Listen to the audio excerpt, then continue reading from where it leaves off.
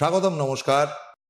রবিবাসরীয় বিকেলে বা ঠিক দ্বীপ্রহরের পরে যাকে আমরা পাই, এবং আমি নিজে ব্যক্তিগতভাবে মনে করি তাকে যতটুকু জেনেছি চিনেছি, অ্যাস্ট্রোলজি জগতে হিরো অফ নর্থ বেঙ্গল, উত্তরবঙ্গের হিরো, নায়ক, বয়সে তরুণ, কিন্তু তার ব্যাপ্তি, তার প্রসার এবং প্রচার ভয়ঙ্কর রকমভাবে আলিপুরদুয়ারের একেবারে শেষ প্রান্তর নাম হচ্ছে শ্রীরামপুর।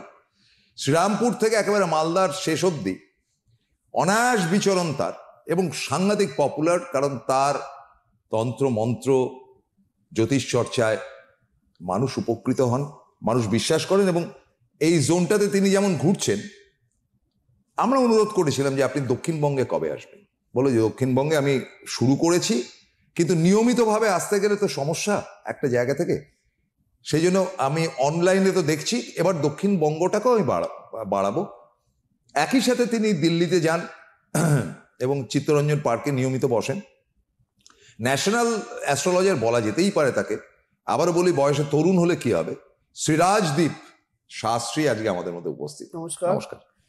একটা মন্ত্র দিয়ে আজকের অনুষ্ঠান শুরু হোক। ওম करालवदनं ঘোরাং মুক্তকেশী চতুর্ভুজাং কালিকাং দক্ষিণাং দিব্যাং মুন্ডমালা বিভূষিতাং সদ্দচ্ছিন্ন শিব খর্গ বামার্ধ ঊর্ধ্ব করাম্বুজাং অভয়ং বরদং চৈব দক্ষিণে দগ্ধ প্রাণিকাং মহামেঘ প্রভাং শ্যামাং তথা চৈব দিগম্বরীম কণ্ঠাবশক্ত মুণ্ডালি গলতি ধারা বিস্ফুরিতার্ণাম কর্ণাবশক্ত শতানীত সবযুগ্ম ভয়ানকাম ঘোরদষ্টং করালস্যং পিনোন্নত পয়োধারাং সবানঙ্কর সংঘাতৈকিত কাঞ্চিং হসর্মুখীম শিক্ষোদ্বয় গলতি ধারা বিস্ফুরিতার্ণাম ঘোরবরাং মহারুদ্রীম শাসনলয় বাসিনী বালকা মণ্ডলাকার লোচনত দন্তুরাং দক্ষিণাৎ ব্যাপী মুক্তালম্বিক চয়চ্চয়ম সবরূপ মহাদেব হৃদয় পরিসংস্থিতাং শিবার্বি ঘোর চতুর্দিক্ষ সমন্বিতা মহাকালে চ সমং বিপরীত রতাতুরম সুখ প্রসন্ন বদনাং স্মেরারণ্য সনুরূহাম এবং সঞ্চিতায়েত কালিকাং সর্বকাম সমন্বিতাম।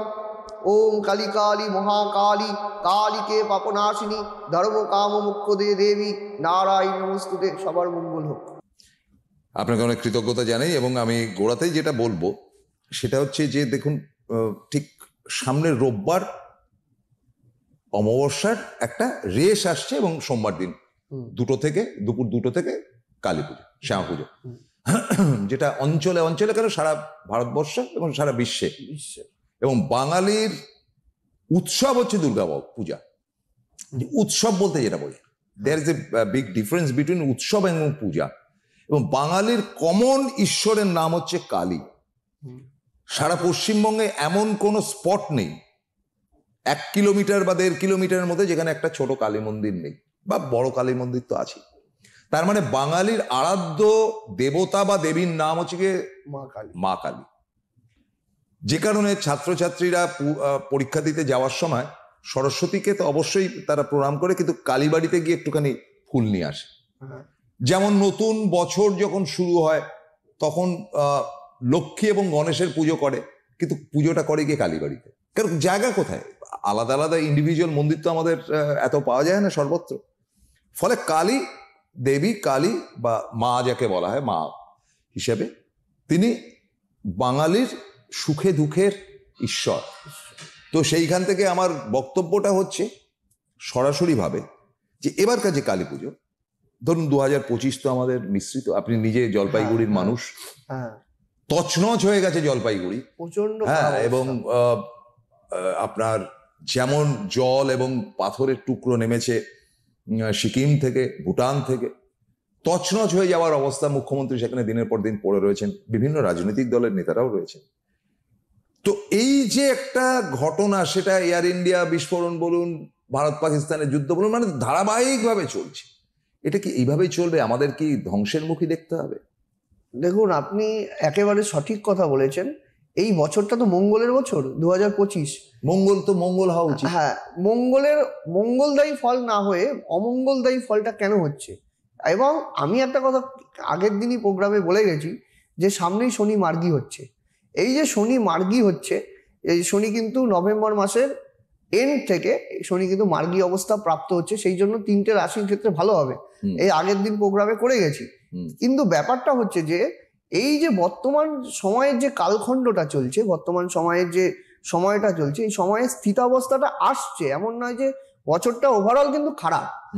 এই বছরে প্রচুর দুর্ঘটনা হয়েছে, প্রচুর কিছু, এবং লাফিয়ে লাফিয়ে সোনা রূপার দাম যেভাবে বাড়ছে, প্রতিনিয়ত যেভাবে আজকের সাথে কালকের মিলছে না, এইরকম যে হিসাবটা যে উল্টোপাল্টা হয়ে যাচ্ছে, এবং বিশ্বব্যাপী যে একটা সংকট, বিশ্বব্যাপী কোথায় কোথায় আপনি বাদ দেবেন? সে শ্রীলঙ্কা বলুন, বাংলাদেশ বলুন, ঠিক সমস্ত জায়গায় কিন্তু কোনো না কোনো বাইরের দেশের সাথে আমাদের দেশের সম্পর্কের ক্ষেত্রে সমস্যা, নানা রকম কিছু কিন্তু চলছে, নানা বহির্জাগতিক নানা রকম সমস্যা কিন্তু চলছে। কিন্তু একটা কথা আমি বলবো, সামনে এই যে দীপান্বিতা অমাবস্যা আসছে, আপনি যে প্রশ্নটার সূত্র ধরে আমি বলি, এই সময়ে এই যে দুর্গাপূজা গেল 4টে দিন, তারপরে লক্ষ্মী পুজো চলে গেল, এবং এই যে কালী পুজোর সময়টা, কালী পুজোটা মা কালীকে আমরা ঘরে ঘরে, আমরা পাড়ায় পাড়ায় সব জায়গায় মন্দির দেখি। মন্দির তো আমরা দেখি, কিন্তু মায়ের উপাসনা, মাকে কি করে সন্তুষ্ট করা যায়, কি করে জাগ্রত করা যায়, এবং তিনি কাকে জাগ্রত, যিনি কালকে হরণ করে, তিনিই তো মা কালী। যার পদতলে মা ভোলা মহেশ্বর। এবং কালিকা পুরাণ মত অনুসারে যে কালীর যারা সাধনা করে তারা চতুর্বর্গ ফল প্রাপ্তি ঘটে। কি চতুর্বর্গ ফল প্রাপ্তিটা হচ্ছে? ধর্ম, অর্থ, কাম, মোক্ষ। এই যে 4টি ফল কিন্তু মানুষ আশা করে, প্রত্যেকটা মানুষের জীবনে এই 4টি ফল বেসিক্যালি আশা করে থাকে, ধর্ম, অর্থ, কাম, মোক্ষ। এই যে 4টে ফলের যে অধিক দেবী, সে হচ্ছে মা কালী বা মা তারা, যাই বলুন না কেন। এই যে এই বিশেষ দিন দীপান্বিতা অমাবস্যা বা ভূত চতুর্দশী, এই যে এই সময়টা যে চলবে, এই সময়টা কিন্তু খুব ভালো। এই সময় মা কিন্তু যথেষ্ট প্রসন্ন, যথেষ্ট প্রসন্ন থাকেন। এবং কেউ যদি সেই প্রসন্ন চিত্তে, মা যখন প্রসন্ন চিত্তে থাকছে, সেই সময় যদি মানুষ তার মায়ের আরাধনা করছে এবং সঠিক পদ্ধতি মেনে করে, এবং তাহলে কিন্তু বিশেষ কিন্তু ফল লাভ হয়, এটা কিন্তু বলছি। এবার পদ্ধতিটা কি? পদ্ধতি বলতে ধরুন কোন একটি রাশির মানুষ গেল, আপনি গত সপ্তাহে রোববার, আজ এক রোববার, গত রোববারে আপনি আমার সঙ্গে অনুষ্ঠানে বলেছিলেন যে 3টে রাশির অবস্থান ভালো, শনির গোচর ইত্যাদি ব্যাপার। তার মানে 9টা রাশির অবস্থান খারাপ? মোটামুটি তো একটু ডিস্টার্ব তো আছেই। দেখুন, একটা কথা আমি বলি, মন্দের ভালো, মানে আমি একেবারে মন্দ যে সেটা বলছি না, কারণ মন্দের ভালো এই কারণে অনেকটাই মন্দ পরিস্থিতি ছিল, কিন্তু বর্তমান যে ওইটা একটু রিপিট যদি করেন তাদের ভালোটা। বৃষ রাশি, মিথুন রাশি, ধনু রাশি এবং মকর রাশি, এই 4টে রাশির ক্ষেত্রে ভালো। বিশেষ করে বৃষ রাশি, মিথুন রাশি এবং মকর রাশি, এই কটা 3টে রাশির বিশেষ ভালো। কুম্ভ রাশির 80% শুভ ফল পাবে। কিন্তু তৎপরিপ্রেক্ষিতে আমি একটা কথা বলবো দর্শক বন্ধুদের, যে এই যে বর্তমান সময়ে যে শনি গোচর পরিবর্তন, মানে গোচরের শনি মীন রাশিতে আছেন, এই যে শনি মার্গী হচ্ছেন, এবং এই যে অমাবস্যার সময়, দীপান্বিতা অমাবস্যা, যাদের সাড়ে সাথী চলছে, সাড়ে সাথীতে কি হয়, আমি সাড়ে সাথীতে নিয়ে বহুবার বলেছি, চাকরিচ্যুত হওয়া, সাড়ে সাথীর সময় নানা রকম ভাবে বড় ধরনের রোগ বিয়োগ হওয়া, এই ঘটনাগুলো কিন্তু দেখা যায়। তো এই সময়টা যদি দীপান্বিতা অমাবস্যা বা ভূত চতুর্দশীতে মায়ের পুজো করা যায় এবং বিশেষ উপাচার শাস্ত্রীয় বিধি অনুযায়ী, তবে কিন্তু সুফল মেলে। এই সুফলটা কিরকম হবে? সুফলটা হচ্ছে আপনার জীবনে যে আগত যে সমস্যাগুলো, সেই সমস্যার ক্ষেত্রে কিন্তু সুরাহা পাওয়া যায়। এটা কিন্তু আমি বলতে পারি। তো সুরাহার জায়গাটায় আপনি যেমন বললেন, আমার কথাটা হচ্ছে যে যাদের পক্ষান্তরে খারাপ, ধরা যাক সিংহ আছে, কন্যা আছে, তো খারাপ তো চলছেই। এবার ধরুন কারো 7.5 মধ্যে পড়ে গেছে, অনেকেই আমাকে জিজ্ঞেস করেন যে আমার অনেক বছর থেকে খারাপ চলছে, 10 বছর, কেউ বলছে 4 বছর, কেউ বলছে 5 বছর, অনেক বছর থেকে খারাপ চলছে, কোনো কিছুই আর ভালো হচ্ছে না। খালি খারাপই কি আমার জীবনে লেখা আছে শাস্ত্রী, যে আপনি বললেন, এবং প্রচুর চক আমি পাই নিশ্চয়ই। যে আমার জীবনে কি সারা জীবনই খারাপ আছে? কিছু কিছু হরোস্কোপের মধ্যে কিছু কিছু দোষ থাকে। এই দোষ বা যোগ, যেটা হচ্ছে, আমি দোষের কথাই বলছি, এই যে যোগগুলো যে কুষ্টির মধ্যে, আমাদের হরোস্কোপের মধ্যে তৈরি হয়, এই দোষগুলো কি কি তৈরি হয়? যেমন একটা হরোস্কোপের মধ্যে গুরু চণ্ডালিকার দোষ আছে, সাড়ে সাথী চলছে, কেমদ্রম দোষ আছে, চন্দ্রমঙ্গলা যোগ আছে। এই সমস্ত যোগগুলো যদি কুণ্ডলিতে, শনি রাহু শ্রাপির দোষ রয়েছে, এই যে যোগগুলো যদি কুণ্ডলিতে থাকে এবং সেই দশা যদি চলে, এবং দেখা যায় দশা চলছে, নবাংশ খারাপ, ডিগ্রির দিক থেকে সে নিচস্থ ডিগ্রির মধ্যে বসে আছে, তখনই কিন্তু মানুষের জীবনে দুর্ভোগ কিন্তু কাটতে চায় না। এক একটা অনেক মানুষের ক্ষেত্রে দেখা যায় যে 18 বছর, 19 বছর, 20 বছর প্রচন্ড ভালো চলছে, তাদের কোনো কিন্তু পতন নেই, এরকম কিন্তু প্রচুর লোকে দেখা যায়। সে আমায় বলে আমারই কি খারাপ হয়, একটা লোককে দেখছি সারা জীবন সে ভালো আছে, কি করে সম্ভব? এই প্রশ্নটা আমাকে অনেকেই জিজ্ঞেস করেছে, আমি বলছি আজকে তাদের উত্তরটা আমি দিচ্ছি। অনেকে জিজ্ঞেস করেছে যে আমি দেখেছি আমার চোখে দেখা যে এরকম মানে সারাটা জীবন মোটামুটি সে ভালো মতো বলে কাটিয়ে যাচ্ছে। তার হরোস্কোপটা দেখতে হবে, হরোস্কোপের মধ্যে দেখা গেল লগ্ন চার্টে সে নিচস্থ একটা গ্রহের দশাও পড়েছিল, হয়তো সমস্যা হয়েছিল, কিন্তু সেখান থেকে ওভারকাম করেছে। তার কুণ্ডলিতে সেই বলাবল আছে এবং যেই গ্রহটা খারাপ রয়েছিল তার প্রতিকার প্রতিবিধান তিনি সঠিক সময় করেছেন এবং তার ফলস্বরূপ সে কিন্তু জীবনে ভালো রাস্তা কিন্তু পেয়েছে এবং তার কিন্তু জীবনে পতন হয়নি। এই জন্য আমি বলি যে খারাপ সময়ের আসার আগেই কিন্তু আমাদের এইরকম একটা মানে সে বুঝবে কি করে যে আমার খারাপ সময় আসছে। ওই যে সেই জন্যই তো বলা যে অভিজ্ঞ জ্যোতিষীর সাথে সবসময় যোগাযোগ রাখা, যোগাযোগটা রাখতে হবে। আমার ভালো চলছে আমি যোগাযোগ রাখবো না, এটা ঠিক নয়। যখন আমার ভালোও চলবে তখনও আমি জ্যোতিষীর পরামর্শ নেব। আমরা বলি না যে শরীর ভালো আছে তাও ডাক্তারি পরামর্শটা নিতে, ডাক্তার আমার শরীরটা চেক আপ করিয়ে নি, শরীরে কোনো রকম সমস্যা হচ্ছে কিনা।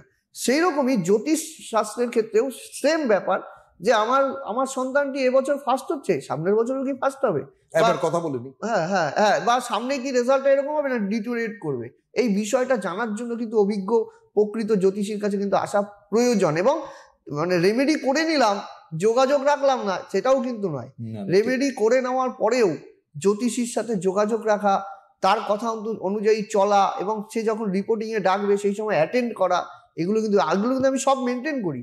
আমি কিন্তু আমার ডায়েরিতে সব লেখা থাকে, আমি কিন্তু তাদের নিজেই ফোন করি যে এই সময় আপনার এই চলছে বা এই সময়। আপনি কি তাদেরকে কল ব্যাক করেন? হ্যাঁ, আমি নিজে কল ব্যাক করি।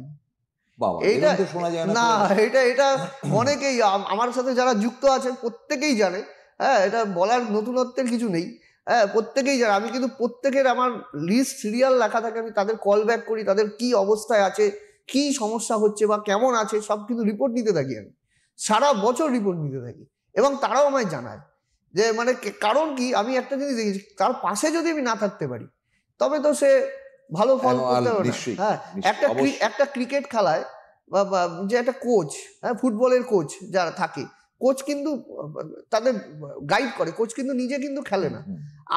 আমার কাজ হচ্ছে তাকে দেখা যে সঠিক পথে সে চলছে কিনা, যার সামনে কোনো গর্ত আছে সে সেখানে পড়বে কিনা, বা সেখান থেকে আমি রাস্তা বাতলে দেবো যে এখান থেকে ঘুরিয়ে সে যাতে সঠিক রাস্তাটায় চলতে পারে, এটাই হচ্ছে আমার কাজ।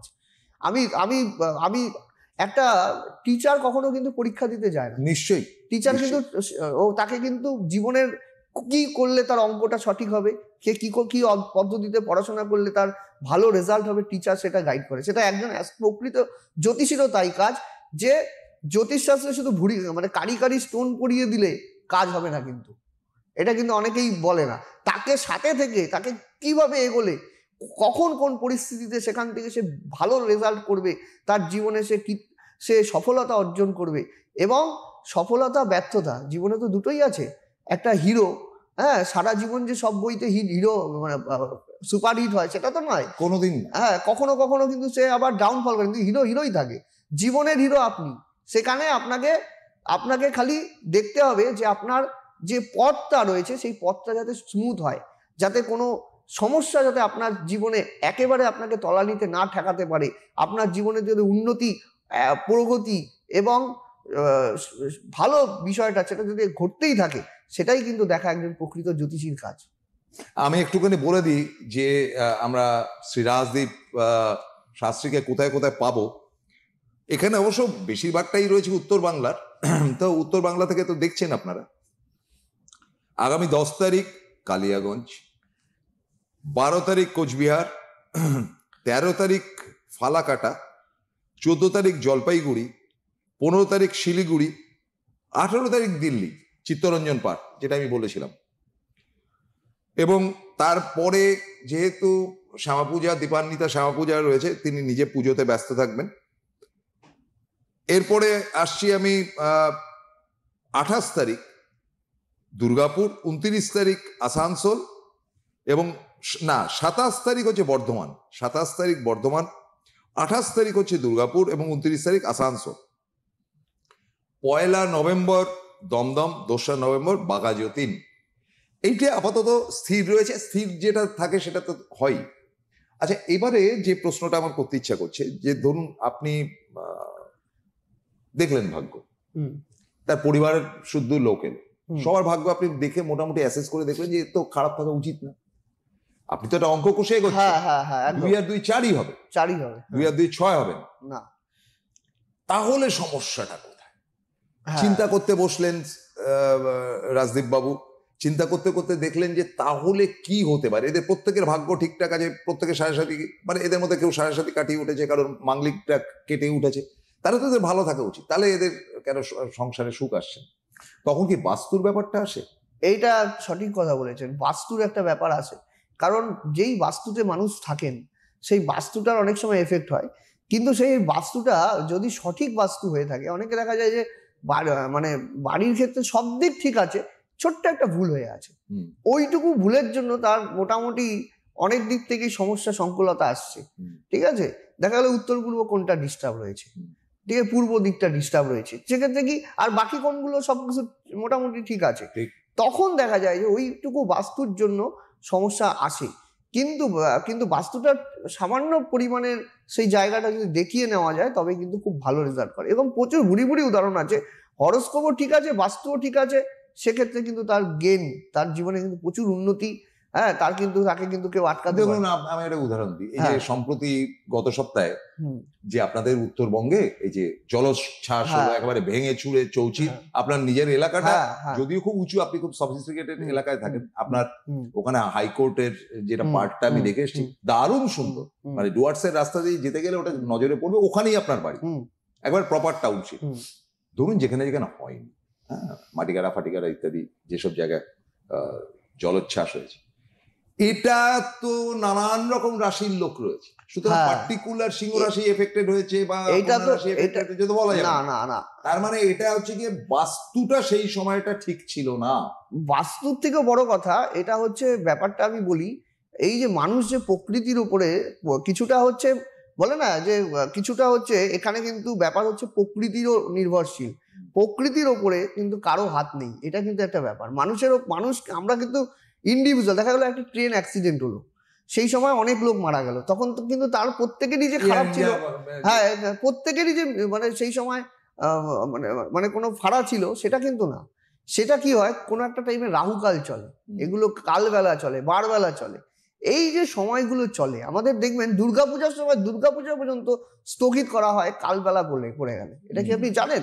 এই যে কালবেলার সময়টা, কালবেলা বা বারবেলা বা রাহুকাল যদি কখনো চলে, হ্যাঁ, অশুভ স্টার্ট চলে, সেই সময় পুজো অবধি বন্ধ করে দেওয়া হয়, বিবাহ অবধি বন্ধ করে দেওয়া হয়।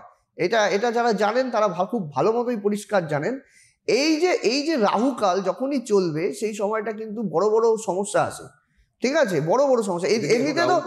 এমনিতে তো মঙ্গলের বছর, তারপরে আবার যদি রাহুকাল, বিশেষ করে এবছর জলোচ্ছ্বাসটা কেন, এই বছরটা জলোচ্ছ্বাসের কারণই হচ্ছে, এই বছরটা দেখুন, এই বছরটা একটা চন্দ্রগ্রহণ হয়েছে, চন্দ্রের আকর্ষণের যে জোয়ার ফলটা, এবং মানে এই যে রাজনৈতিক অশান্তি, একটা নানা রকম সমস্যাগুলো দাঁড়াচ্ছে, এই সময়টা কেন হচ্ছে? এই সময় হচ্ছে চন্দ্রের আকর্ষণের জোয়ার ভাটা, এই যে জলের, কিন্তু আমি একটা কথা প্রেডিকশন করে যাচ্ছি, সামনে কিন্তু স্থিতাবস্থা আসবে, এটা আসবে, এটা হচ্ছে নভেম্বরের পর থেকে আস্তে আস্তে একটু স্থিতাবস্থা আসবে। কিন্তু আমি বেশ কিছু রাশি, যেগুলো আমি সতর্কতা দিয়েছি, সেই সমস্ত রাশি লগ্নের ক্ষেত্রে কিছুটা সমস্যা রয়েছে, কিন্তু বাকি ওভারঅল বিশ্ব পরিস্থিতিতে কিছুটা হলেও শান্তি পরিস্থিতি কিন্তু আসবে, সেটা কিন্তু নভেম্বরের পর থেকে ধীরে ধীরে আসা শুরু করবে। আমাদের একটা ব্যাপার তো ঠিক, যে শেয়ার মার্কেটে ধস নেমে গেল, হ্যাঁ, আমি এটাও বলে গেছি, সোনার দাম বেড়েছে, আপনার যেটা আমি তো রোববার দিনও আপনি আলোচনা করলেন, মানে গত রোববার আর কি। তো এগুলো কি খানিকটা প্রবাবল? আমি কেন বলছি, ধরুন শেয়ার মার্কেট ডাউন হলে সোনার দাম বাড়বে, হ্যাঁ, সোনার দাম কমবে মানে শেয়ার মার্কেট বাড়বে, মানে রিভার্স ইয়েটা। কিন্তু জিএসটি কমানোতে জিনিসপত্রের দাম কমেছে, যেহেতু বিদেশের সঙ্গে কানেক্টিভিটিটা বন্ধ হয়ে রয়েছে আমেরিকার সঙ্গে, সেহেতু আমাদের অর্থনীতির উপরে একটা বিরাট থাপ্পড় পড়েছে। হ্যাঁ, তো সেখান থেকে বেরিয়ে না আসতে পারলে আম জনতা বলুন, ব্যবসায়িক বলুন, প্রত্যেকে তো এফেক্টেড হবে। তাদের কখন হচ্ছে তো এটা এই যে আমি বললাম বিশ্বব্যাপী যে একটা অশান্তি, মঙ্গল তো ইগোর কারক গ্রহ। এই যে এক একটা রাজনৈতিক নেতার সাথে আরেকটা রাজনৈতিক নেতা ইগো ক্লাস, শুধু ইগো ক্লাস নেতাদের মধ্যে নয়, নেতাদের মধ্যে তো স্বাভাবিক ব্যাপার। একটা দেশের সাথে আরেকটা দেশের মধ্যে যে আন্তর্জাতিক সম্পর্কের ক্ষেত্রে যে সমস্যা, হ্যাঁ, এই যে সমস্যাগুলো যে তৈরি হচ্ছে, এই সমস্যাটা কিন্তু এই বর্তমান যে ভারতবর্ষ তো মকর রাশির দেশ, হ্যাঁ, ভারতবর্ষের মকর রাশির দেশ সাপেক্ষে কিন্তু হচ্ছিল, এবং মকর রাশির দেশের ন্যাচারাল জোডিয়াক সাইনে সামনে কিন্তু সুসময় আগত। সেক্ষেত্রে কিন্তু মকর রাশির সাপেক্ষে কিছুটা হলেও ভারতের সাথে অন্যান্য দেশের সম্পর্ক কিছুটা হলে মধুর হবে। আমি পুরোপুরি মধুর হবে বলছি না, কিছুটা হবে, এবং সেক্ষেত্রে মানুষ কিন্তু সুবিধা পাবে। মানুষের জীবনে কিন্তু এমনিতেই অনেক দুঃখ দুর্ভোগ কিন্তু চলছে, বন্যা, হ্যাঁ, নানা রকম প্রাকৃতিক বিপর্যয় সবই চলছে, সেক্ষেত্রে কিন্তু স্থিতাবস্থা আসছে। তবে যদি আমি একটা কথাই বলি, ইন্ডিভিজুয়াল হরোস্কোপ শুড বি জাজ, প্রত্যেকটা হরোস্কোপকে দেখা উচিত, এবং তার কি সমস্যা, নিজের ব্যক্তিগত সমস্যার ক্ষেত্রেও এই জায়গাটা কিন্তু বোঝা উচিত, তাহলেই কিন্তু সে ভালো রেজাল্ট পাবে। না ধরুন একটা মানুষ, সেই মানুষটা এফেক্টেড হয়েছে, ধরুন প্রাকৃতিক দুর্যোগ হোক বা যাই হোক, আবার আরেকটা জায়গায় দেখা যাচ্ছে যে ওই প্রাকৃতিক দুর্যোগটা যখন হয়েছে তখন দক্ষিণবঙ্গে যখন শুকনো ওয়েদার ছিল, কেউ দারুণ লাখপতি হয়েছে, অথচ দুজনের রাশি, লগ্ন, জন্ম তারিখ ফারিখ সব সেম। হ্যাঁ, সেই জায়গা দেখতে হবে যে দুজনে, এটা আপনি খুব ভালো প্রশ্ন করেছেন, সবকিছু একই রকম, কিন্তু তার তো মানে দেখা যাবে যে তার বার্থ প্লেস আলাদা, টাইমিং আলাদা, একই টাইমিং তো হয় না। বিশ্বের প্রত্যেকটা মানুষের আলাদা আলাদা। তারপরে আমাদের যে ল্যাটিটিউড লংনিটিউড, মানে অক্ষাংশ দ্রাঘিমাংশ, এই যে আমরা যে ছকটা, আমার মনে হয় যে রাজদীপ বাবু, যে অনেক সময় আমাদের ফোন ইন প্রোগ্রামে দেখা যায় যে অনেকেই যে টাইমিংটা বলে না, হ্যাঁ, যে 17টা বলে যে 5টা 28, হয়তো 5টা 27, হ্যাঁ, হতে পারে। এই জন্য তখন আমরা কি করি, তখন আমরা তার মুহূর্ত গণনাটা করি। আমি কিন্তু মুহূর্ত গণনা করি, এবং সামনে এলে আমি কিন্তু সবসময় তার হাতের ছবি, বেটার হয়, হ্যাঁ, হাতের ছবি এবং ফেস রিডিং আমি কিন্তু সবসময় করি। অনেকে আমায় বলে আমার ছবিটা কেন পাঠাবো, আমি যখন আমি পার্সোনালি আরো ডিটেলস, এখানে তো আমি সামান্য একটা ধারণা দিয়ে দিচ্ছি। যখন চেম্বারে মানুষ আমার কাছে আসে, তখন কিন্তু আমি পুরোটাই তার বিচার বিবেচনা করে তাকে কিন্তু বলে দিই যে তার এই সময়টা চলছে, এবং তার সময় কতটা রেকটিফাইড করা যায়। অনেক সময় ডেট অফ বার্থ ভুল থাকে, বাট বিশেষ করে টাইম ভুল থাকে, আমি টাইমটা কিন্তু কারেকশন করে দিই। এটারও কিন্তু পদ্ধতি আছে, সেই পদ্ধতি আমি শিখেছি বহু বছর থেকে, সেই রকম স্টাডি করে করে দেখে কোন রাশি কিরকম রয়েছে। হ্যাঁ, তারপরে এই যে একটা কথা বলছি, এই যে আমাদের থাম্বনেইল, বুড়ো আঙুল, যেটা প্রত্যেকের থাম ইমপ্রেশন কিন্তু আলাদা আলাদা হয়, কোনো মানুষের কিন্তু এখন এটা, হ্যাঁ, এটা এই যে ইমপ্রেশনটা, এটা দেখেও কিন্তু আমাদের বলা যায় যে তার কিরকম আছে। অনেক সময় আমি কিন্তু এটাও স্টাডি করে দেখেছি, এবং এটার থেকেও আমি কিন্তু এখানে চন্দ্রমা আছে, হ্যাঁ, এগুলো আপনারা শুনবেন না, এটা খুব জ্ঞানের কথা বলছি, কারণ এগুলো এই যে চন্দ্রমা নিয়ে অনেকে বলবে না, কারণ জানেই না বিষয়টা কিরকম। এই যে ইমপ্রেশন, এই যে হাতের যে থামের যে পজিশন, হ্যাঁ, এবং হাতের মধ্যে যে গ্রহ অবস্থান রয়েছে, তার মধ্যে কোথায় কি ব্যাপার আছে যার জন্য তার জীবনে সমস্যা সংকট আসছে, বা সেক্ষেত্রে ভালো হবে, সেটাও কিন্তু বলা যায়। সেক্ষেত্রে কাজে আমি আরেকবার বলে দিচ্ছি, অনুষ্ঠান প্রায় শেষ লগ্নে, যে আগামী 10 তারিখ কালিয়াগঞ্জ, 12 তারিখ কুচবিহার, 13 তারিখ ফালাকাটা, 14 তারিখ জলপাইগুড়ি, 15 তারিখ শিলিগুড়ি, 18 তারিখ দিল্লি, 27 তারিখ বর্ধমান, 28 তারিখ দুর্গাপুর, 29 তারিখ আসানসোল, এবং নভেম্বর মাসের 1 তারিখ হচ্ছে দমদম, এবং 2 তারিখ বাঘাযতীন। অনুষ্ঠান আজকে শেষ করতে হচ্ছে, কিন্তু প্রত্যেক রবিবার দেখুন হলিডে মুডে the hero of north Bengal, উত্তর বাংলার হিরো, অ্যাস্ট্রোলজির হিরো রাজদীপ শাস্ত্রীর অনুষ্ঠান দেখতে ভুলবেন না, এবং তার সঙ্গে সরাসরি যোগাযোগ করবেন। আপনি আমার নমস্কার। সুখবর, আপনাদের প্রিয় জ্যোতিষী রাজদীপ শাস্ত্রী অনলাইন কনসালটেন্সি করছেন। আপনাদের পরামর্শ প্রতিবিধান পৌঁছে যাচ্ছে ভারতবর্ষের বিভিন্ন প্রান্তে। Online consultancy number 8906783407। Rajdeep Shastri, প্রতিকার প্রতিবিধান থাকলে সাথে, ভাগ্য ভবিষ্যৎ আপনার সাথে।